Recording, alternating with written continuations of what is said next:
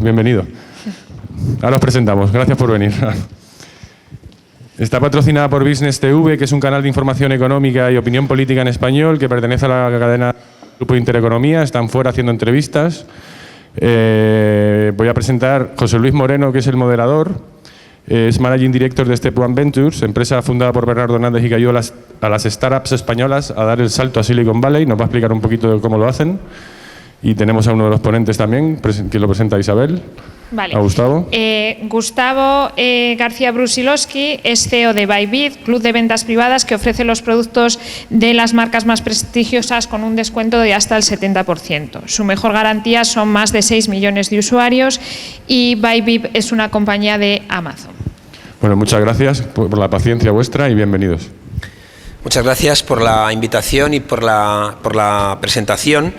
Y como tenemos dos ponentes, uno presente y otro viniendo, Ana María Llopis, lo más importante es la experiencia personal de los dos ponentes que os puedan comentar, sobre todo en el ámbito de la internacionalización. Solamente 2 minutos voy a ocupar para decir qué es lo que hacemos desde Step One Ventures con los startups españoles del ámbito tecnológico en Silicon Valley.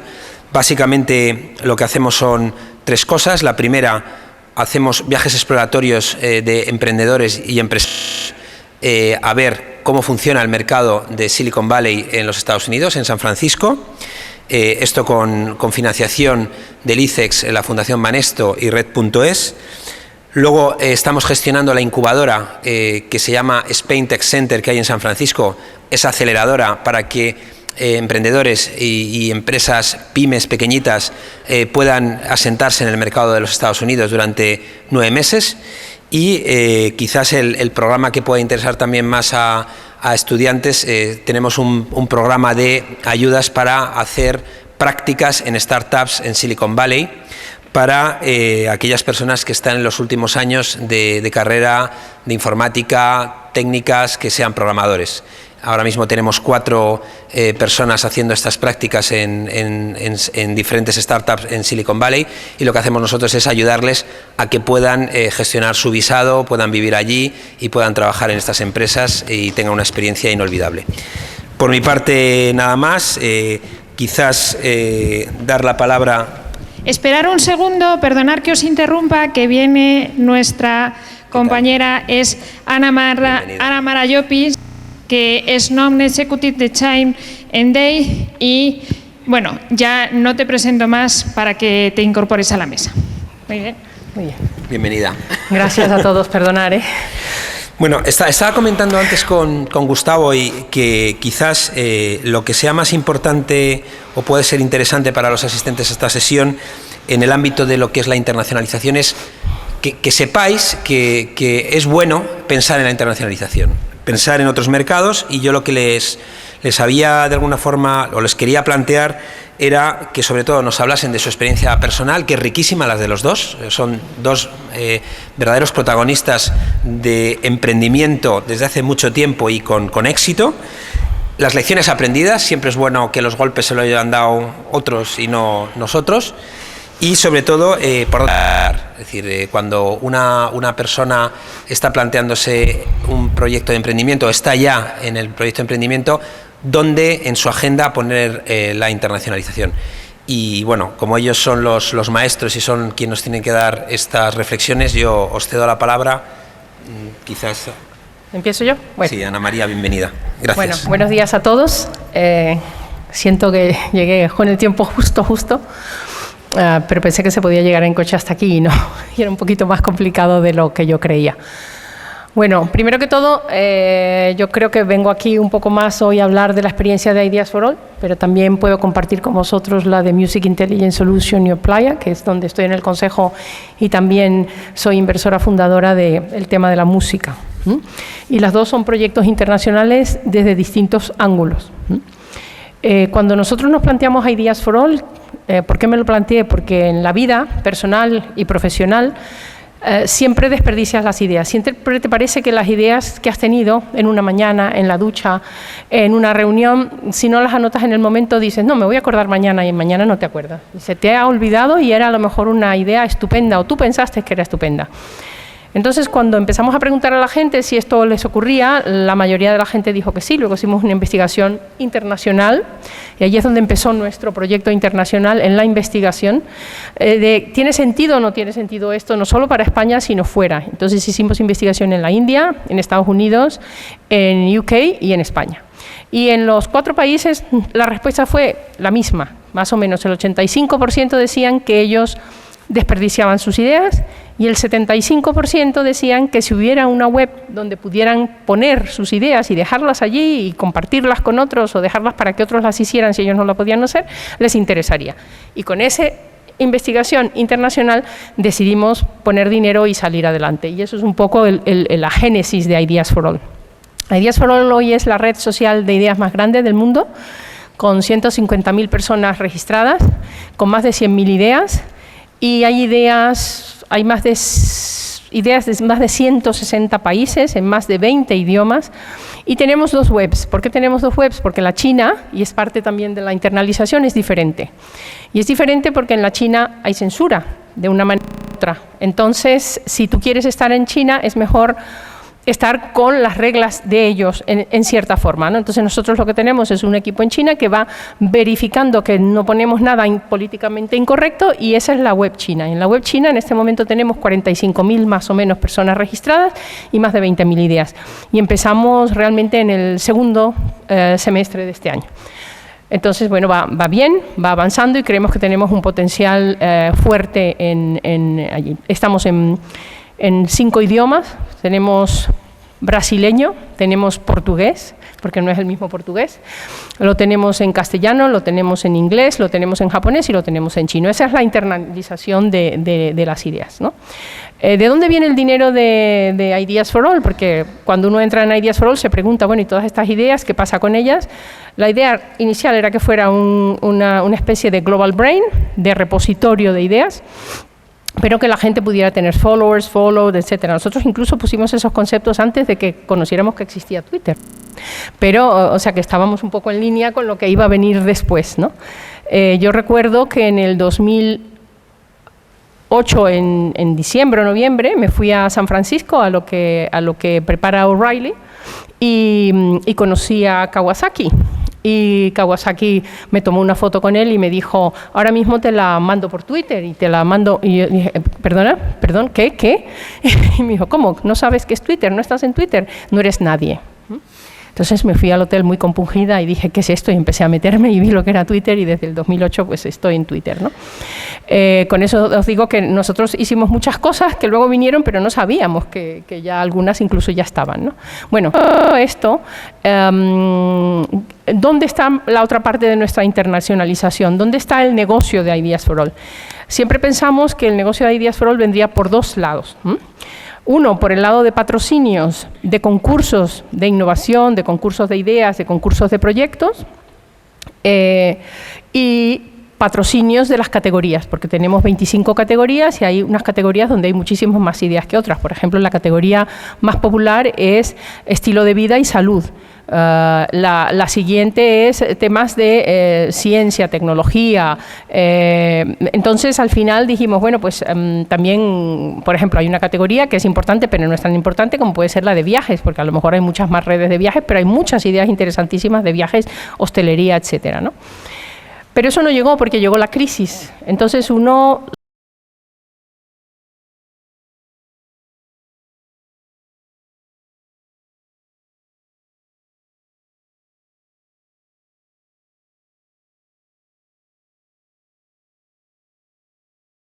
y se lo ofrecemos para que lo hagan sus empleados, para que no solamente las ideas en las empresas vengan del departamento de R&D, de investigación y desarrollo, ni solamente vengan del departamento de marketing, sino cualquier empleado a cualquier nivel pueda dar ideas, y no en un buzón de ideas clásico, oscuro, negro, donde no se sabe ni cuál es el criterio, ni quién ha puesto ideas, ni por qué, sino de una manera transparente, donde todo el mundo vea las ideas de todos, salgan a las superficies, tengas puntos, tengas tu karma, etcétera, etcétera. Y esto es donde empezamos realmente a tener income. El año pasado ya con 8 plataformas y facturamos 430.000 euros. Este año ya vamos a facturar del orden de 650.000 euros y ya hay un carryover para el año que viene de 1 millón de euros. Las empresas, ¿dónde lo están poniendo fundamentalmente? Para empleados. Todavía solo 2 ya se han atrevido a pedirnos presupuesto para hacerlo en clientes. Con lo cual, eso sería la bomba, porque si empezamos a hacerlo para clientes va a ser interesantísimo. También lo hemos ofrecido a ayuntamientos, todavía no se atreven para participación ciudadana, pero creemos que esas son las 3 patas, ¿no?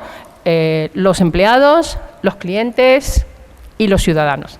Y tenemos muchísimo recorrido y creemos que bueno, estamos en una ampliación de capital, no nos ha ido mal para los tiempos que corren. Quiero decir que casi todos los socios fundadores y los socios de las siguientes 2 fases de capital han invertido y acabamos de recoger, todavía nos falta hasta el día 9, pero ya tenemos en el banco 450.000 euros. Somos 15 personas, pero realmente son 13 full-time equivalent, porque hay unas que trabajan part-time. Es un equipo joven maravilloso, por supuesto que también estamos unos talluditos, porque yo tengo 61 años y no me importa decirlo, pero sigo joven de espíritu y creando empresas. Con relación a la de la música, bueno, la música ha sido otra historia muy distinta, una historia de ir más por delante del mercado y echar para atrás, por delante del mercado y echar para atrás, o sea, es una cosa horrorosa, pero ahí estamos y yo sí que creo que si nos va bien, podría ser la empresa que llegue en España a ser el $1 billón de valoración. Esta es una empresa que fundaron mis hermanas, que tienen una empresa muy importante de inteligencia artificial y sistemas expertos en el Vallès, en Barcelona. Y de allí han salido varios spin-off, y este es un spin-off de música, porque tenemos un algoritmo que predice cuándo una música va a tener éxito o no, pero no en la manera clásica colaborativa o estadística, sino una manera muy inteligente basado en unos algoritmos de física cuántica que convergen muy rápidamente. El desarrollo es complicado, pero los resultados son espectaculares. Tan espectaculares que gente como, no sé, por ejemplo, la gente de Slacker o la gente de Stanford, la gente de Silicon Valley está ya mirándonos con otros ojos porque no se lo creían, pero cuando empiezan a probarlo ven que sí que funciona. Es decir, que en más del 90% de las posibilidades hacemos una recomendación estupenda basado en ti mismo y no en los demás. No necesitan un histórico y puedes crear tu radio streaming a la vez. Eso ha ido por una serie de fases. Estamos en un Harvard Business Review, hemos estado en New York Times, en toda la prensa internacional. Los coreanos vinieron y dijeron, no me creo tu algoritmo porque en Corea no vas a poder hacer absolutamente nada porque es otra cultura. Y nos pusieron un test y salimos ganadores y fue viral el programa de televisión donde se planteó nuestro algoritmo y cómo funcionó detectando música de éxito en Corea. O sea que salta barreras culturales, salta barreras generacionales. Estamos allí, pero estamos mal porque estamos buscando capital. Es decir, ahora mismo tenemos dinero para 2 meses, o sea que esas cosas pasan, ¿no? Entonces, no todo es color de rosas en una startup, ¿no? Y esta startup ya tiene 5 años dando tumbos up and down, pero yo creo que sí, que ya hemos llegado al momento en que esto sí que va a salir, porque tenemos catalogados casi toda la música, tenemos un acuerdo con Mediaset, vamos a ver, Spotify es fantástico, ¿no? Y Pandora también, pero no hacen el tipo de recomendación con el accuracy que podemos hacer nosotros. De hecho, Spotify no hace recomendación, la recomendación son de tu grupo social de amigos, ¿no? Yo creo que, por ejemplo, nosotros con Spotify podríamos ser la bomba, ¿no? Pero bueno, ya lo veremos. Y yo creo que aquí termino mi speech. Y a continuación, Gustavo nos va a contar su experiencia y vamos a dejar también unos minutos al final para las preguntas que podáis tener para los ponentes. Bueno, hola a todos. Lo primero que me gustaría preguntaros es ¿cuánta gente piensa montar una empresa en los próximos años? Que levante la mano. Qué bien. Bueno, esto ya es un principio. ¿Y cuánta gente la habéis montado ya? También pues bien. Casi todos. Muy bien. Entonces sí conviene que os comentemos todas las lecciones aprendidas lo más pronto posible. Lo primero que quería comentaros es el título de la charla es sobre cómo llevar fuera de nuestras fronteras, internacionalizar las empresas. De los que habéis levantado la mano, ¿cuántos estáis pensando en una empresa de tecnología? Pues más o menos la mitad. Hoy en día, una empresa de tecnología es muy difícil concebirla si no tiene una perspectiva internacional. Es decir, si no veis el mercado que vais a tener por delante, vuestros clientes, sin fronteras. Es muy, muy, muy difícil montar una empresa que viva solamente en España o incluso en un círculo más pequeño, en Madrid o en Barcelona, etcétera. Entonces, lo primero que para mí será un logro es cuando no hablemos de internacionalizar las empresas, sino hablemos simplemente de hacer marketing y venta de vuestras empresas. Y que ya sea parte básica de la forma de hacer el negocio, pensar en que no hay barreras. Esto lo digo desde el principio porque es uno de los mayores problemas que tienen las empresas españolas para triunfar en tecnología. Y cuando proyectos que están saliendo con gente muy buena, con ideas muy buenas, que deben de estar todos en Ideas for All. Por cierto, cuidado con los chinos porque solo uno de cada dos mete una idea, el otro la copia, ¿no? Esto me ha dejado un poco preocupado. Mejor que hayáis separado las webs. No, es que hay muchísima entrada que es solo para colaborar, votar y tal. Incluso es bastante más alto que la regla 9091, ¿eh? Es bastante más alto porque el 30% ponen ideas. Es bastante más participativo que otras redes sociales. Pero aún así es poco, ¿no? ¿Y en España qué porcentaje tenías? ¿Cuántas? ¿Cuánto hay de España en esto? Sí. El 33% son de España. Estamos hablando de 150.000 usuarios. Y el 33% de España. El siguiente país es Argentina, luego México, luego la India. O sea, es algo que tenemos. Creatividad la tenemos.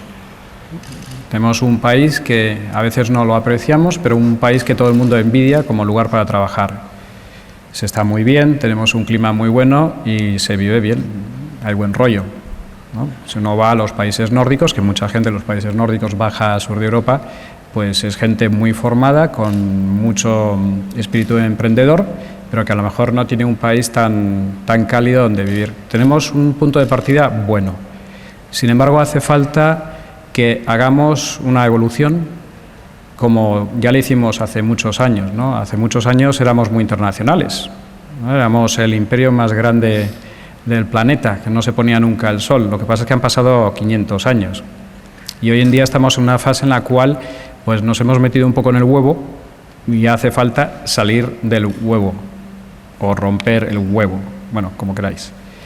Pero es condición sine qua non para que un proyecto de tecnología, y aquí habéis levantado la mano como la mitad, vaya a tener éxito en un porcentaje muy alto.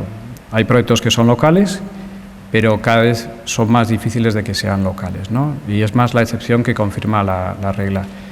Eso inmediatamente nos lleva a una situación en la que plantearnos, bueno, ¿y cómo hago yo el tema internacional? Porque mucha trayectoria en los últimos 50 años no tenemos, ¿no? Ahora mismo están saliendo emprendedores, empresarios españoles que están pues, dando una buena lección en todo el globo de emprender y de montar empresas. Y, por ejemplo, en moda española tenéis empresas como todo el grupo Inditex o como Mango, que están siendo buenos ejemplos, ¿no? En juguetes tenéis Imaginarium, tenéis un montón de ejemplos, y en tecnología empieza a haber algunos, como se suelen decir, hidden champions, ¿no? Y este concepto del hidden champion, ¿no? El campeón oculto, es muy importante, que es alguien que hace algo muy bien en su nicho y ese nicho acaba teniendo un mercado muy amplio porque puede llegar a toda la población mundial. Entonces es un nicho que se convierte en muy rentable. Esto es lo que ha hecho que la mayoría de los proyectos de Internet, no en España, pero más a nivel internacional y sobre todo en Estados Unidos, hayan tenido mucho éxito. Porque la facilidad de llegar a otras culturas, a otras regiones, a otras geografías es enorme y nunca ha sido tan fácil. Entonces, el primer mensaje que me gustaría dejaros es que internacionalizar no es el nice to have, como se suele decir, sino el need to have en el caso de proyectos de tecnología. Y eso ya os implica hacer las cosas de una forma definida. Hay variantes, pero os tenéis que plantear que si es un negocio que un sueco puede hacer y traducir al español, como lo haga en más países, seguramente tendrá economías de escala, seguramente tendrá un mayor volumen de ventas y será más interesante y tendrá más recursos para quitarte los clientes ahí donde estés. Esa es la primera reflexión que os quería hacer. Negocios, nuevos negocios, negocios de tecnología, hay que verlos desde un punto de vista global, ya no internacionalizar, sino global, y eso implica que tenéis que hacer cosas muy determinadas, como por ejemplo saber cómo ir a otros países, como saber cómo tener aceptación de lo que estáis ofreciendo, el valor añadido que ofrecéis, porque ya sabéis que si no hay valor añadido la cosa no funciona, ¿no? Esa es otra de las reglas. Algo tenéis que hacer algo para que la gente os pague o dedique su tiempo, aunque no lo esté pagando, ¿no? Un ejemplo muy bueno es el que justamente nos acaba de comentar Ana María con el tema de China. Esa localización es un ejemplo de cómo llevar un proyecto a otros países. Y hay algunos como China que son muy interesantes por el tamaño del mercado que tienen, pero que tienen ciertas especificidades que si no las tenemos en cuenta pues no va a funcionar. Y si mañana sale Ideas for All Plus y no estáis vosotros en China y sale en China, pues llegará un momento que sobre todo estos recopilatorios de información, de contenido, normalmente no hay muchos a nivel mundial, ¿no? También otra de las cosas que es en tecnología es que tendemos a tener 1 o 2 champions en una categoría y son categorías muy amplias y que además están convergiendo cada vez más. Con lo cual tenemos que ser globales, ya no internacionalizar, tenemos que ser globales. Entonces la siguiente pregunta que os deberíais de hacer es ¿cómo lo hago? Hay 2 formas de hacerlo. Una desde aquí y otra moviéndose de aquí. Así, bote pronto. Uno es que convirtáis, que sería lo ideal, España, Madrid, Móstoles, en un hub tecnológico, de forma que desde aquí salgáis afuera, y hay empresas que lo han hecho. Inditex lo ha hecho desde Arteixo, o sea que desde Móstoles también se puede hacer.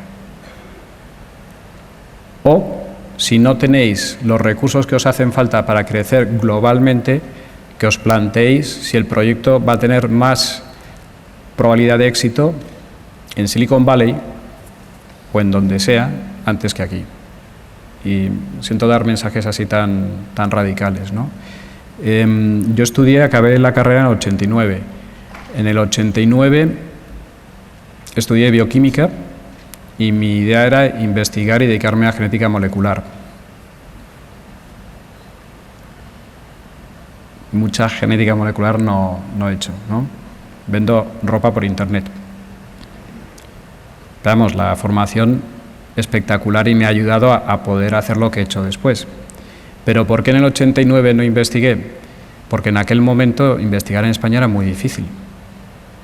Era realmente nicho, y la única forma realista en ese momento era irse a Estados Unidos. Y en ese momento, a nivel personal, decidí que no era lo que quería hacer.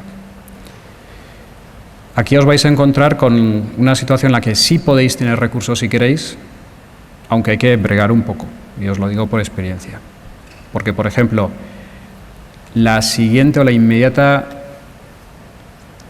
conclusión que vais a sacar es que si tenéis que ser globales y a lo mejor estáis financiando con 450.000 euros la empresa, el ser global implica una necesidad de recursos mucho más grande. Y eso en España no es fácil. Se puede hacer. Pero, por ejemplo, en nuestro caso tuvimos que ir a buscar el dinero fuera de España, porque era mucho más fácil que en España. Eso está cambiando, pero está cambiando lentamente. Ahora hay y habrá y seguirá habiendo ayudas públicas importantes. Falta que se estimule un poco la inversión privada, ya que son ayudas públicas que se combinan con la inversión privada. Eso os puede llevar a plantearos que hay que viajar. Y esto lo quería ya ligar un poco con los 3 puntos de José Luis, ¿no? Que es mi experiencia personal. En el caso de Bybip, desde el primer día, bueno, la historia de Bybip es que vemos que hay un modelo de éxito en Francia, que lo lidera una empresa llamada Bon Privé, que vende ropa de temporadas pasadas a mitad de precio. Y a la gente le encanta. Y dice, bueno, es que los Levi's a mitad de precio. A ver que, además vas y dices que no me lo puedo probar y demás. Te vas al armario y seguramente de la ropa y las marcas que te gustan ya tienes algo. Y miras cuál es tu talla. Fue un modelo que testamos así, ¿no? A ver, ¿qué marca te gusta? Pues a mí me gusta Adidas. Bien, ¿comprarías la ropa Adidas a mitad de precio, las zapatillas Adidas a mitad? Sí, claro, ¿dónde? Lo hicimos con 10 amigos y pusimos en 2005 la empresa en marcha, ¿no? Y hoy vende más de 100 millones de euros. Ese es un planteamiento que en España solo no hubiera ocurrido. Con lo cual dijimos, si el modelo está desarrollado en Francia, ya que movemos cajas y la logística es importante, no movemos ideas, que es los negocios más rentables son en los que mueves electrones, no los que mueves protones y pesados, ¿no? Que es nuestro caso. Nuestra expansión fue relativamente local en Europa, Europa continental. Y eso implicó, oye, que teníamos que poner mucho dinero, pero el primer día la empresa nació con esa vocación y todos los documentos en inglés. A los 3 meses de abrir España abrimos Alemania y a los 9 meses Italia. Y al final acabamos abriendo en 7 países, llegando hasta Polonia, porque la oportunidad estaba ahí. Y al final era una cuestión de ver qué fondos podíamos levantar y hacer una inversión, e ir a los inversores con un plan en el cual ingresaban o ponían en el proyecto X y tenían un retorno mayor, porque es al final así como hay que convencerles. Eso en nuestro caso fue desde el primer día. ¿Pero por qué? El primer día yo estaba pensando en vámonos a Alemania, a Italia, porque luego decirlo es fácil, pero hacerlo, sobre todo si tienes que implantarte físicamente, es bastante complicado, ¿no? Alemania fue nuestra mayor apuesta. Amazon nunca nos hubiera comprado si no hubiéramos estado en Alemania, pero casi nos morimos, ¿no? Fue un poco nuestro Leningrado. Pues nos costó muchísimo, porque cuando te vas a otro país tienes que tener lo más importante. ¿Qué es lo más importante? Que hay que tener en un proyecto, en un nuevo proyecto. Si tuvierais que tener algo, habéis levantado todos la mano, ¿no? ¿Qué es lo más importante para que tenga éxito vuestro proyecto? Un equipo. La gente con la que te rodeas. Una idea. Con perdón de ideas for all, ¿no? Una idea. Si la idea no es buena, si tienes un buen equipo, ya cambiarás de rumbo, que lo comentaste también, ¿no? O sea, no sabéis la de veces que te tienes que reinventar en tecnología, pero es que aunque te tengas que reinventar porque ibas tirando por un camino y te diste cuenta que no era el bueno, es que esto cambia muy rápido. Y la foto perfecta hoy, en un año, está totalmente obsoleta. Totalmente obsoleta. Pero si tienes el equipo adecuado contigo, te vas a adaptar y vas a ajustar la idea. Y la idea será buena, pero sobre todo la ejecutarás, que es lo más importante en este mundo donde lo más importante ya no es el que es más grande. ¿Sabéis lo que es más importante? Más que ser grande. Ser hábil, ser muy rápido. Muy rápido. No lo de... Joder, algunos están yendo a clase bien, ¿eh? Está muy bien. Las preguntas que me están ahí vale, presionando. ya te están presionando. Bueno, ya nos están presionando. Veis que a nosotros nos presionan los inversores, los compradores. Oye, una sola cosa que quería decir. Cuando penséis si queréis ser globales, pensar también que el nombre debería ser un nombre global. Buen punto. Nada más. Muy buen punto. Y aunque me echen la bronca, unas preguntitas. Te vamos a echar, no. Vale. Podéis seguir un poquito si queréis, ¿eh? A ti te han tratado muy mal, ¿no? Estaba aquí con la tensión. ¿Vienen, no vienen los ponentes? Oye, pues en Twitter se consigue financiación, ¿eh? Yo conseguí 100.000 euros por Twitter. Vamos a aprovechar que tenemos dos personas que tienen una experiencia muy buena y tienen muchas respuestas para las preguntas para que hagáis aquellas preguntas que queráis, sobre todo enfocadas al tema de internacionalización. Un par de preguntas, ¿vale? Un par de preguntas. ¿Del público? Del público, ¿Sí? sí. A ver, ¿Hay alguna pregunta? ¿Quién quiere preguntar? Por ejemplo, aquí voy a empezar yo. Vale. Víctor, ¿no? Bueno, una pregunta del lado izquierdo y una del lado derecho para que esté nivelado. Equilibrar. Sí, hola, buenas. Soy Víctor Sánchez y aparte de estudiante soy emprendedor. Ahora con mi nueva empresa Una de las cosas que más hacemos, estamos obviamente apuntando a un mercado internacional, y una de las cosas que más hacemos es recopilar datos. Entonces, estamos consultando con varios abogados y con varios bufetes para que nos recomienden un poco cuál es nuestra política de protección de datos, cuáles son los países más restrictivos, etcétera. Y la verdad es que los presupuestos nos asustan, ¿no? Porque, bueno, es algo que obviamente tenemos que tener en cuenta, pero los presupuestos de cara a documentación legal, de cara a requisitos que debemos cumplir con todos esos datos, es algo que realmente echa para atrás. Entonces, me gustaría que nos comentaseis un poco vuestra experiencia desde vuestras empresas, a ver cómo tratasteis con este problema que, bueno, es el más reciente con el que me he encontrado. Gracias. Rápidamente, si quieres doy dos pinceladas y sigues tú. Bueno, has dicho que es tu nueva empresa. ¿Cuántas has montado? Toma, así me gusta, muy bien. Esta será la tercera ahora. Perfecto. Bueno, lo del país más restrictivo en protección de datos en Europa es fácil, es España, lo cual es absolutamente inaceptable. Nos estamos quejando todos. Las multas de la Agencia de Protección de Datos en España superan al conjunto de todas las multas del resto de los países de la Unión Europea. Pues vamos, hemos pasado de un extremo a otro, ¿no? Y hace poco hemos conseguido que se ablanden algunas posiciones. Con lo cual, si lo haces para España, casi que lo tienes hecho para todos lados, ¿no? Y luego nunca pidas un presupuesto a un abogado. Eso es. Pídeselo a un emprendedor que lo haya hecho y te cobrará una quinta parte. No el emprendedor, sino te dirá cómo hacerlo para que te cueste mucho más barato.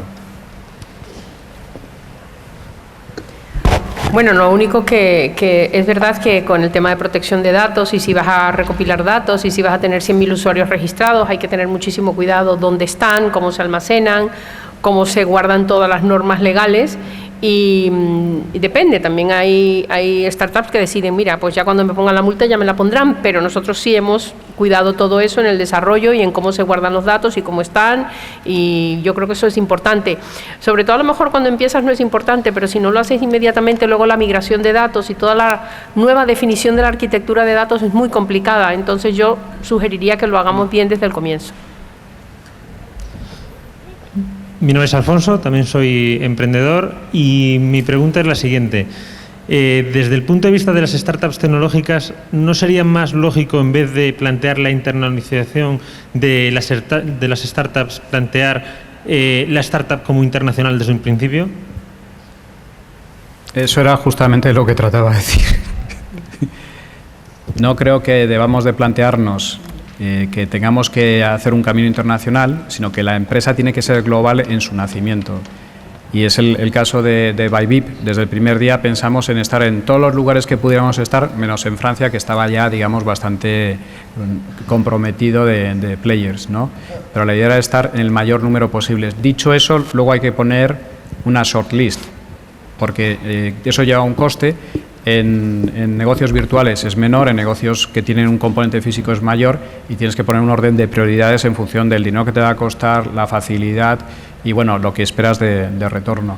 Pero mi principal mensaje, si os queréis quedar con algo hoy, es que una empresa en tecnología tiene que nacer global, idealmente, ¿no? Aunque hay empresas que lo han hecho muy bien, centrándose en un país, haciéndolo muy bien en un país y luego expandiéndose a otros países. Pero efectivamente, totalmente de acuerdo.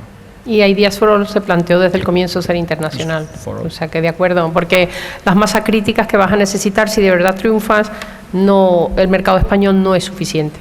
Sobre todo para una empresa de servicios, de tecnología, que no sea, como dices tú, átomos, ¿no? Físicos. A lo mejor átomos físicos empiezas local y luego ya te haces internacional, ¿no? Porque hay distribución, logística y eso. Pero cuando no necesitas y todo es virtual y digital, yo creo que sí es importante, ¿no? Y yo añadiría que si es tecnológica, que además la persona que esté en esa empresa o liderando esa empresa que visite Silicon Valley, que vea qué es lo que ocurre allí, porque algunas de las empresas que estamos viendo aquí, cuando las estamos incubando, acelerando allí, el potencial que tienen tanto de mercado como de acceso a capital, la potencia muchas veces, y es una experiencia que merece la pena tener en cuenta, simplemente que vaya a verlo allí. Lo que no llegué a decir, porque se nos acabó antes un poco el tiempo, era mi propia experiencia, ¿no? Yo he estado viviendo fuera de España mucho tiempo y haciendo proyectos internacionales. El consejo es que salgáis de España. Es muy, muy, muy difícil hacer el cambio de chip. También te ayuda por el tema de hablar en inglés, pero tenéis que salir fuera, irse al Silicon Valley es irse al top, ¿no? Pero tenéis que moveros, ver otras culturas, acostumbraros a trabajar en otro idioma y con otras culturas, os va a ayudar mucho a ser globales desde el primer día. Si no, es que es muy difícil, porque tienes una cosa ahí que te frena, y es una chorrada. Una vez hecho, te das cuenta que no tiene así ninguna dificultad. Y una cosa solamente, y contratar guiris, si podéis. ¿Contratar extranjeros? O sea, no, guiris, sí. Contratar extranjeros. Es decir, no hagáis el trabajo solamente con vuestros propios nacionales, es decir, intentar mezclar nacionalidades. Eso enriquece mucho las organizaciones. Yo quería saber si consideráis que en España los clientes no buscamos la misma agilidad cuando nos entregan los productos físicos que en el resto del mundo, o si realmente lo que falta es una empresa que ofrezca servicios de logística, de picking súper preciso, que pueda entregar en el mismo día el pedido que has hecho por la mañana. Mira, el abuso que ha habido en Customer Service en España ha sido enorme, ¿no? Y lo sigue siendo. Y yo no creo que el español quiera menos atención al cliente, es que no está acostumbrado a otra cosa. Y todos los que habéis ido a Estados Unidos veis que la atención al cliente es radicalmente opuesta. En el momento que haya una empresa que lo haga muy bien, pues se va a llevar a todos los clientes de calle. Así que es desde luego el lugar por el que apostar. O sea, yo desde el primer día, cuando hice mi primer plan de negocio en el 2005, en Bybit puse y Customer Service como en los States. Luego era un poco difícil porque entregábamos 3 semanas tarde, por aquello que bloqueábamos los stocks, y salimos hasta en los telediarios cuando nos retrasábamos, ¿no? Pero en general, en modelos un poco más normales, el de Bybit es producto en consigna, es un poco retorcido, y aún así lo primero que ha hecho Amazon es tener el producto en almacén, que claro, hay que tener mucho dinero para poder hacer eso, y entregar en 24 horas. Evidentemente, España, sobre todo en tema de comercio electrónico, con la entrada de Amazon, desde septiembre va a ser un cambio radical. A todos ya no nos vale hacer las cosas en atención al cliente, Customer Obsession, que es como lo llama Amazon, para que os hagáis una idea. Lo que se ha hecho hasta ahora es que no tiene más que un aprobado, en el mejor de los casos, por los pelos. O sea, a partir de ahora veremos lo que es la forma de hacer el e-commerce, y esto va a ser muy bueno para que nos pongamos las pilas, y va a ser muy bueno sobre todo para todos como clientes, que creo que nos lo merecemos. Y para apoyar eso, yo que compro muchísimos libros en Amazon, los compraba desde Inglaterra y me daban mejor servicio que si los compraba desde España, en cualquier otro de los electrónicos, o sea que hay que ponerse las pilas. Es verdad que ahora BookBook hace buen servicio también. Por aquí hay una penúltima pregunta. ¿Qué hay? Soy Enrique O'Connor, también tengo una empresa tecnológica, y una pregunta es en relación a las circunstancias fiscales, que si en vuestras decisiones estratégicas ha pesado mucho las circunstancias fiscales de cada país. En el caso de mover cajas probablemente menos, porque habría que tener una empresa en cada país, pero en el caso de un servicio tecnológico, y me refiero más a Ideas for All, si desde España fiscalmente podríamos dar servicio a todo el mundo, o en vuestra estrategia ha pesado, y dejo una cosa en el aire, oye, pues a lo mejor es que es más rentable montar una empresa en Irlanda y dar servicio al mundo, o si se nos penaliza en España, vuestra experiencia, vamos. Bueno, yo lo que creo que para empezar, en España tiene una legislación fiscal que no favorece en absoluto al emprendedor. Yo creo que debería de haber deducciones fiscales importantes, no nos deberían de cobrar el IVA, no nos deberían de cobrar el IVA adelantado. Bueno, hay una serie de situaciones que es casi una de las peores legislaciones frente a una apertura y un emprendedor. Dicho esto, y pagando todos los impuestos, cuando tienes pérdidas, bueno, por lo menos esa parte no pagan y te devuelven parte del IVA, etcétera, etcétera, en función de, hay algunas situaciones fiscales que más o menos te pueden favorecer en los 2 primeros años mientras no estás dando resultados, ¿no? Con relación a Ideas for All, realmente el único tema fiscal que tenemos es cuando damos premios internacionalmente, porque como es una web global, si hace sorteos o premios o concursos, tenemos que cumplir los temas fiscales de retención de impuestos para los premios de los distintos países. Y normalmente si los premios son menor de una cantidad, eso no aplica. Entonces lo que hacemos es intentamos dar premios menores de las cantidades que implican un tratamiento fiscal de los mismos, ¿no? Y otro que esto no tenemos más complicaciones. Es verdad que se nos ofreció poner Ideas for All en Canarias, que tenía un régimen fiscal muchísimo más favorable y que podíamos haber ahorrado algo allí, casi tanto como irte a Irlanda, me parece, pero finalmente era más complicado estar allí, tener allí todos los recursos y decidimos pues quedarnos en la Comunidad de Madrid, que algunas ventajas también da a los emprendedores. En nuestro caso no pensamos nunca en nuestros planes, nuestra expansión en función del impacto fiscal, y cuando empezamos a pensar en ello era un poco tarde, ¿no? Si tú quieres ser fiscalmente óptimo, pues te planteas irte a Luxemburgo, a Holanda, a Irlanda, pero te da claro, tienes que tener una serie de operaciones ahí que al principio ni te lo planteas. Los que están teniendo éxito con ese tipo de formatos pues son justamente empresas como Amazon o como eBay, que abren su sucursal europea en Luxemburgo, pero claro, son empresas muy rentables. Cuando tú tienes una empresa que está en periodo de startup, normalmente lo último que te preocupa es pagar el impuesto de sociedades porque está dando pérdidas. O sea que no te preocupa mucho eso, ¿no? Y lo dices, bueno, ya cuando sea rentable me preocuparé de eso, y siempre es tarde para montarte un holding y tratar de emigrar los activos de la empresa. En cuanto a otro tipo de impuestos, tienes el IVA, y ahí lo que tienes que hacer es repercutir el IVA, cobrárselo a cada cliente en cada nacionalidad. Puede tener, cuando se venden productos físicos, un impacto, porque tú tratas muchas veces de tener un precio homogéneo y te comes las diferencias del IVA en función de que sean más grandes en un sitio o en otro. En España teníamos un 16, ahora vamos a tener un 20, con lo cual todos al 20 más o menos vamos a estar igual de fastidiados. Así que te da un poco igual. Y el último impacto podría ser cuando cobras el IVA, que son empresas pymes, es terrible. O sea, la empresa anterior yo hacía de todo para financiarme con el IVA, porque me pagaban a 90, 180 días y tú tenías que pagar el IVA por adelantado, ¿no? Entonces, eso es de las cosas que ahora en la nueva ley de emprendedores parece que se va a cambiar de forma que se pague el IVA realmente cuando tú lo estás cobrando, que es lo que tiene más sentido, porque una empresa pequeña subvencionar en muchos casos a organismos públicos o empresas grandes es, creo que, demencial, ¿no? Esos son los principales temas. Luego podríamos hablar de otro tipo de ayudas más de seguridad social. Es una pena, pero tenemos que cortar. Tenemos más preguntas por aquí. Como ahora vamos a hacer networking, tanto a Gustavo como a Ana María les podéis hacer las preguntas después, ¿vale? Y ahora os vamos a preguntar que nos digáis en una palabra qué le diríais a un emprendedor. Ana María, te toca. Una palabra solo, por favor. Una palabra. Sí. Y no puedes repetir. Y no puedes repetir de las que Aquí están unas ahí. cuantas ya. ¿De las que están dónde? Están aquí, pero... A ver, No ¿cuál se te ven, sale? no se ven. Están aquí. Joder, esto es para nota. O sea, Ya, no sí, puedes claro. repetir unas palabras que no ves. Así Bueno, es tú para nosotros. decir alguna. Decir alguna. Seguro que... Viajar. Creatividad.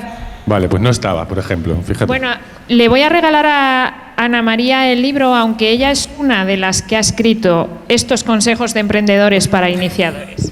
Y os Gustavo, recomiendo que tú- leáis el capítulo de los pecados capitales del emprendedor. Sí, es muy bueno. Una Gustavo, palabra. te toca. Vamos a dárselo a Gustavo Vale. primero, Me perdón. la ponéis un poco a tiro hecho, ¿no? Viajad. Viajar. Vale. Y otra de las personas que ha escrito parte de este libro, Consejos de Emprendedores para Iniciadores. Y no te José puedes Luis. ir sin que nos digas. José Luis, sí. Yo la palabra que utilizaría es una que se usa mucho en San Francisco, que es networking, que es en inglés, que Vale. significa que todos compartimos para que todos mejoremos. Muy bien. Bueno, pues muchas Muchísimas gracias. gracias Un a aplauso, por favor. Ha sido tiempo récord. Bueno, y con ello finalizamos la sesión de la mañana. Os invitamos a comer ahora, el que se quiera quedar. Volveremos a las 4, un poquito antes. Y nada, en la sala de networking, pues... No tenéis que salir podemos del hablar. edificio, según salís por las puertas laterales, por aquella, por favor, no salgáis. Tenéis que recorrer todo el pasillo acristalado. Al final es donde está la sala de networking. ¿Donde os habéis estado tomando los cafés? Pues allí nos vemos. Hasta luego. Gracias.